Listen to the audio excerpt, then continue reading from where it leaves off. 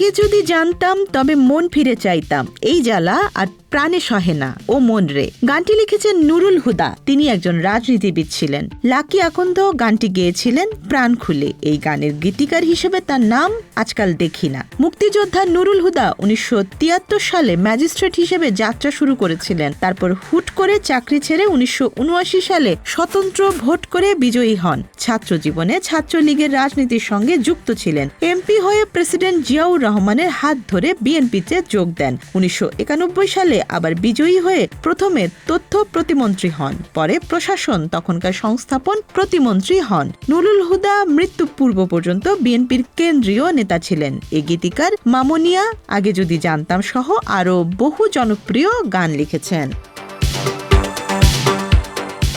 ফেরদৌস ওয়াহিদ জানান, নুরুল হুদার সঙ্গে তার দীর্ঘদিনের পরিচয়। লাকি আখন্দের মাধ্যমে তার সঙ্গে ফেরদৌস ওয়াহিদের ঘনিষ্ঠতা তৈরি হয়। লাকির সুরারোপিত বেশ কিছু গান লিখেছিলেন তিনি। এর মধ্যে মামুনিয়া, আগে যদি জানতাম ও সব আগুন যায় নেভানো গানগুলো অন্যতম।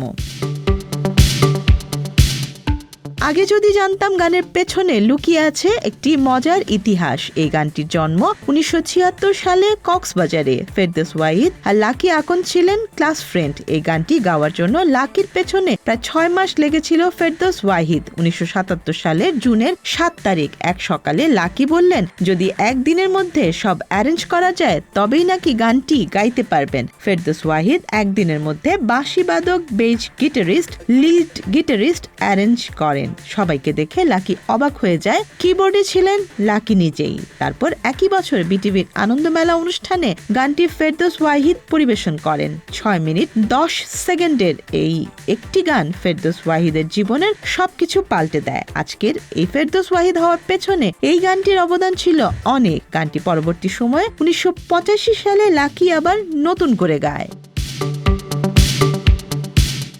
নুরুল হুদা ব্যক্তিগত জীবনে ছিলেন চমৎকার আড্ডাবাজ। তিনি ছোট ছোট দুঃখ ও স্মৃতিকে মনে লালন করতেন এবং সৃষ্টিশীলতার মধ্যে দিয়ে মানুষের আবেগ স্পর্শ করতেন। ফেরদৌস ওয়াহিদ স্মৃতিচারণ করেন, নুরুল হুদা আজ আমাদের মাঝে নেই। তার সঙ্গে আমার ব্যক্তিগত সম্পর্ক ছিল অসাধারণ। মাঝে মাঝে মন থেকে কিছু মানুষকে অনুভব করি। নুরুল হুদা তাদের একজন। তার সঙ্গে আমার শেষ সাক্ষাৎ হয়েছিল 2 বছর আগে। সেই স্মৃতি আজও আমার মনে জ্বলে। নুরুল হুদা 2017 সালের জানুয়ারি মাসে মার্কিন যুক্তরাষ্ট্রে অবস্থানকালে হৃদরোগে মারা যায়। তিনি শুধু একজন রাজনীতিবিদ ছিলেন না, তিনি ছিলেন একজন সৃষ্টিশীল মানুষ। তিনি দেশের জনপ্রিয় গানের মাধ্যমে মানুষের হৃদয়ে চিরস্থায়ী স্থান করে নিয়েছেন।